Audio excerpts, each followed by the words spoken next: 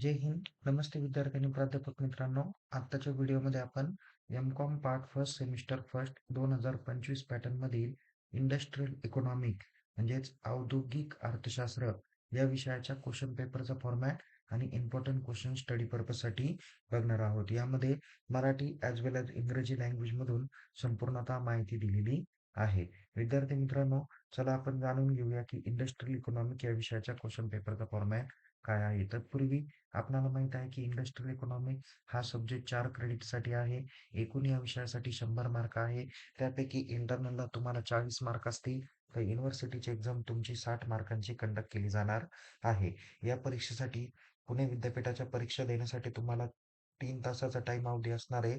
पासिंगसाठी तुम्हाला 100 पैकी 40 मार्कांची आवश्यकता आहे. त्यापैकी इंटरनलला 40 पैकी तुम्हाला 16 मार्क पडले पाहिजे. तर युनिव्हर्सिटी एक्झाम तुमची 60 पैकी 24 मार्काची घेतली जाणार आहे. या विषयाची क्वेश्चन पेपर विद्यापीठाकडून मराठी ॲज वेल ॲज इंग्रजी माध्यमातून येणार आहे. विद्यापीठाच्या क्वेश्चन पेपरचा फॉर्मॅट कसा असेल, तर त्यामध्ये काही महत्त्वाचे इन्स्ट्रक्शन किंवा सूचना दिलेल्या आहेत. एकूण परीक्षेत 6 प्रश्न विचारले जातील. त्यातील पहिला आणि 6वा प्रश्न तुम्हाला कंपल्सरी सॉल्व्ह करायचा आहे. तर question number second, third, fourth आणि फिफ्थ अशा 4 प्रश्नांपैकी कोणतेही 3 प्रश्नांची उत्तरं तुम्हाला द्यायची आहेत. समोर तुम्हाला स्क्रीनवर क्वेश्चन पेपरचा फॉर्मॅट दिसेल. ज्यातील पहिला प्रश्न फिल इन द ब्लँक्स 5 मार्काला राहतील. क्वेश्चन नंबर सेकंड हा तुम्हाला ब्रॉड क्वेश्चन चॅप्टर नंबर 1 वर 15 मार्काला राहील. क्वेश्चन नंबर 3 चॅप्टर नंबर 2 वर आधारित 15 मार्कांना प्रश्न राहील. ब्रॉड क्वेश्चन असेल तो 15 मार्काला. क्वेश्चन नंबर 4 हा ब्रॉड क्वेश्चन चॅप्टर नंबर 3 वर 15 मार्काला राहील. तर क्वेश्चन नंबर 5 चॅप्टर नंबर 4 वर ब्रॉड क्वेश्चन 15 मार्काला राहणार आहे. तर क्वेश्चन नंबर 6 शॉर्ट नोट्स आहे. प्रत्येक टॉपिकवर एक शॉर्ट नोट्स अशा 4 शॉर्ट नोट्स दिले जातील किंवा 5 किंवा 6 शॉर्ट नोट्स दिले जातील. त्यापैकी कोणत्याही 2 शॉर्ट नोटची उत्तरे लिहायची. त्यासाठी तुम्हाला एकूण 10 मार्क देण्यात आलेले आहे. असे मिळून टोटल 60 मार्काचा हा क्वेश्चन पेपरचा फॉर्मॅट आहे. 15 त्रिक 45 आणि 5 50 मार्क आणि शेवटचा 10 मार्क असे मिळून 60 मार्काचा हा क्वेश्चन पेपरचा फॉर्मॅट आहे. काही महत्त्वाचे प्रश्न टॉपिक वाईज बघूया. हेच प्रश्न येतील सांगता येत नाही. काही वेगळे पण येऊ शकतात. पण एक टेंटेटिव्ह तुम्हाला सांगितलं की कशा पद्धतीचे क्वेश्चन विचारले जाऊ शकतात. त्यातील पहिला प्रश्न आहे, define the term of industrial economy, explain the changing role of public sector and private sector industry and their problem. मी पुढच्या स्लाइडमध्ये मराठीमध्ये पण दिलेले आहे. त्यामुळे काळजीपूर्वक पद्धतीने इंग्लिश आणि मराठी दोन्ही क्वेश्चन तुम्ही करून ठेवा. पुढे आहे, what is public sector, explain the role and problems of public sector industry. Then what is mean by industrial economics, explain the nature and importance of industrial economy. त्यानंतर आहे, define industrial economy, explain the scope and significance of industrial economic. म्हणजे तुम्हाला industrial इकॉनॉमिकचे nature, scope, importance एवढं तुम्हाला काळजीपूर्वक करायचं आहे. तसेच त्यांचा पब्लिक अँड प्रायव्हेट सेक्टरमध्ये रोल काय आहे, हे पण प्रश्न तुम्हाला काळजीपूर्वक करून ठेवायचे आहेत. एवढे 5 महत्त्वाचे प्रश्न तुम्ही चॅप्टर नंबर 1 वर तुम्ही तयार करून ठेवा. मराठीमध्ये काय आहे, औद्योगिक अर्थशास्त्राची व्याख्या काय आहे किंवा सार्वजनिक क्षेत्र आणि खाजगी क्षेत्रातील उद्योगांची बदलती भूमिका आणि त्यांच्या समस्या कोणत्या आहेत त्या स्पष्ट करा. त्याच्यानंतर सार्वजनिक क्षेत्र म्हणजे काय, सार्वजनिक क्षेत्राची भूमिका आणि समस्या स्पष्ट करा. किंवा सेपरेटही प्रश्न येईल की खाजगी क्षेत्रातील भूमिका किंवा खाजगी क्षेत्राची भूमिका आणि समस्या स्पष्ट करा, असा पण प्रश्न विचारला जाऊ शकतो. पुढे आहे, औद्योगिक अर्थशास्त्राचे स्वरूप आणि महत्त्व स्पष्ट करा.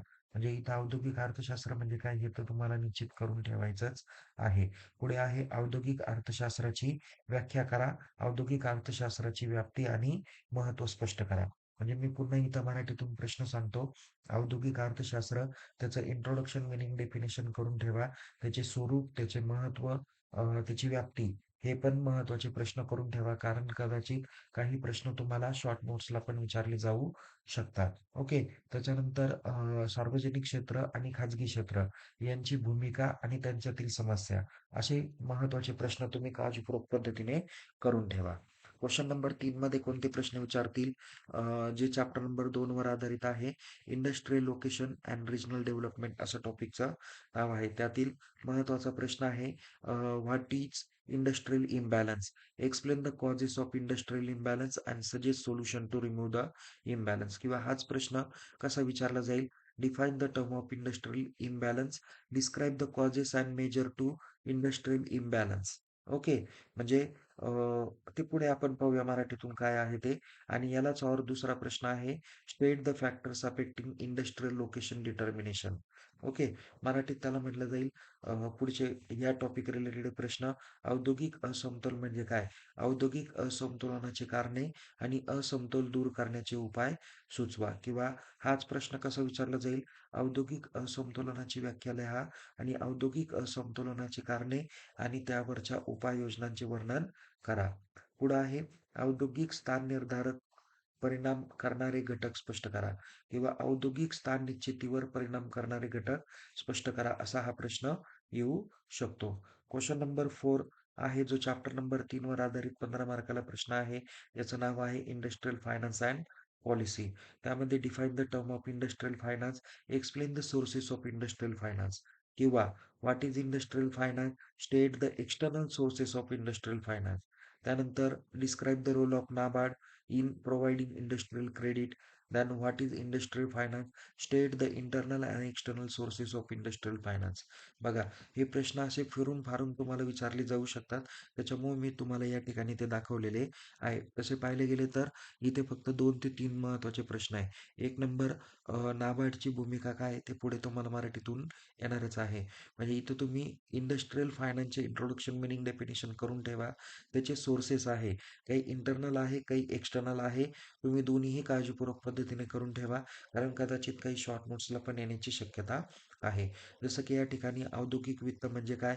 औद्योगिक वित्ताचे स्रोत स्पष्ट करा. किंवा औद्योगिक वित्त म्हणजे काय? औद्योगिक वित्ताचे बाह्य स्रोत स्पष्ट करा. नंतर औद्योगिक वित्त पुरवठ्यामध्ये नाबार्डची भूमिका थोडक्यात वर्णन करा. नंतर पुढं आहे, औद्योगिक वित्त म्हणजे काय? औद्योगिक वित्ताचे अंतर्गत आणि बाह्य स्रोत थोडक्यात स्पष्ट करा, असा पण प्रश्न विचारला जाऊ शकतो. क्वेश्चन नंबर 5 आहे, major industries in Maharashtra working problem and progress. हा चॅप्टर नंबर 4 वर आधारित ब्रॉड क्वेश्चन आहे 15 मार्कासाठी. त्यामध्ये पहिला प्रश्न आहे, explain the problem and progress of petrochemical, chemical and software industries in Maharashtra. Okay. Then explain the progress and problem of construction industry of Maharashtra. नंतर write the problem of electronic industry in Maharashtra. आणि शेवटचा आहे, explain the progress and problems of cooperative industries in Maharashtra. आता या ठिकाणी महाराष्ट्रामध्ये जे काही मेजॉरिटी इंडस्ट्रीज आहे त्या वेगवेगळ्या क्षेत्रा रिलेटेड आहे. काही फार्मास्युटिकल पण आहे, काही केमिकल पेट्रोकेमिकल रिलेटेड पण आहे, सॉफ्टवेअर रिलेटेड कंपन्या आहे.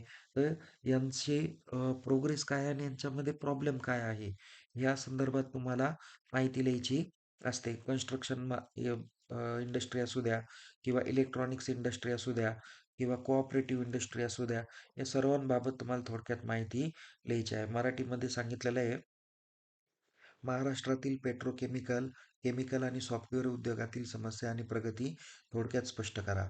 नंतर महाराष्ट्रातील बांधकाम उद्योगाची प्रगती आणि समस्या थोडक्यात स्पष्ट करा. महाराष्ट्रातील इलेक्ट्रॉनिक्स उद्योगाची समस्या लिहा. नंतर महाराष्ट्रातील सहकारी उद्योगाची प्रगती आणि समस्या स्पष्ट करा. यातील काही प्रश्न तुम्हाला शॉर्ट नोट्सला पण दाखवण्यात आलेले आहे. शॉर्ट नोट्स कोणकोणते विचारले जाऊ शकतात? पहिले आहे, सिग्निफिकन्स ऑफ इंडस्ट्रियल इकॉनॉमिक्स. पुढे आहे, factors affecting location of industry. तर हा फॅक्टरचा प्रश्न तुम्हाला ब्रॉड क्वेश्चनला पण आहे, पण दोन्हीपैकी एकाच ठिकाणी विचारला जाऊ शकतो. नंतर ब्रिक्स बँक आहे, अत्यंत महत्त्वाची शॉर्ट नोट्स आहे. पुढे आहे, agro base and forest industries in India. कदाचित तुम्हाला जसं मी 5 नंबर प्रश्नाला सांगितलं, तर तिथं ॲग्रो बेस पण कंपन्या येऊ शकतात आणि फॉरेस्ट इंडस्ट्री इन महाराष्ट्र, त्यांचा रोल आणि त्याच्यातील प्रॉब्लेम स्पष्ट करा. पुढे आहे, नाबार्ड. महत्त्वाची शॉर्ट नोट्स आहे नाबार्डची. पुढे आहे, कॉजेस ऑफ इंडस्ट्रियल कॉम्बिनेशन. हा तर प्रश्न कदाचित ब्रॉड क्वेश्चनला पण आहे. पुढे आहे, problems of private sector industry. Chapter number 1 वर आधारित हा प्रश्न आहे, किंवा 2 वर आधारित आहे. पुढे आहे, factors affecting to industrial location. महत्त्वाचा प्रश्न आहे तो फिरून विचारलेला आहे. इथं काय सांगितलं 2 नंबरला factors affecting location of industry आणि इथे काय सांगितलं factors affecting to industrial location. वाक्यरचना दोन्हींची वेगळी आहे पण अर्थ एकच आहे. पुढे आहे कोऑपरेटिव्ह इंडस्ट्रीज इन महाराष्ट्र. मी मागाशीच 5 नंबर प्रश्नाकडे तुम्हाला सांगितलं की वेगवेगळे इंडस्ट्री आहे त्यांचा रोल काय ते या ठिकाणी स्पष्ट करायचा आहे. पुढे आहे role of I D B I in institutional finance महत्त्वाचा आहे. पुढे आहे फूड प्रोसेसिंग इंडस्ट्री. त्याच्यानंतर आहे scope of industrial economic, industrial imbalance. Industrial imbalance जर का दिला तुम्ही इंट्रोडक्शन मिनिंग डेफिनेशन सर्व काही लिहू शकता. पुढे आहे एशियन डेव्हलपमेंट बँक. नंतर आहे food processing industry in Maharashtra. त्याच्यानंतर पुढे आहे need for balance regional development. पुढे आहे problem of public sector industry.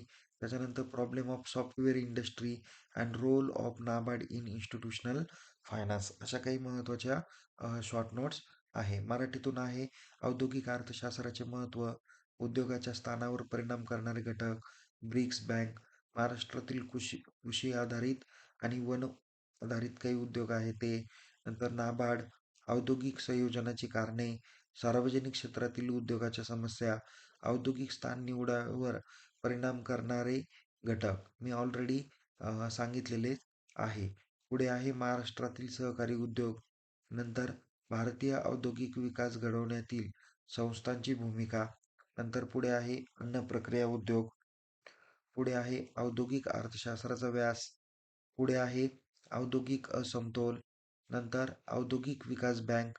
नंतर महाराष्ट्रातील अन्न प्रक्रिया उद्योग, संतुलित प्रादेशिक विकासाची गरज, सार्वजनिक क्षेत्रातील उद्योगाच्या समस्या, त्याच्यानंतर सॉफ्टवेअर उद्योगाच्या समस्या, संस्थापन किंवा संस्थात्मक वित्तातील भूमिकेतील नाबार्डचे योगदान. हा पण एक महत्त्वाचा प्रश्न आहे.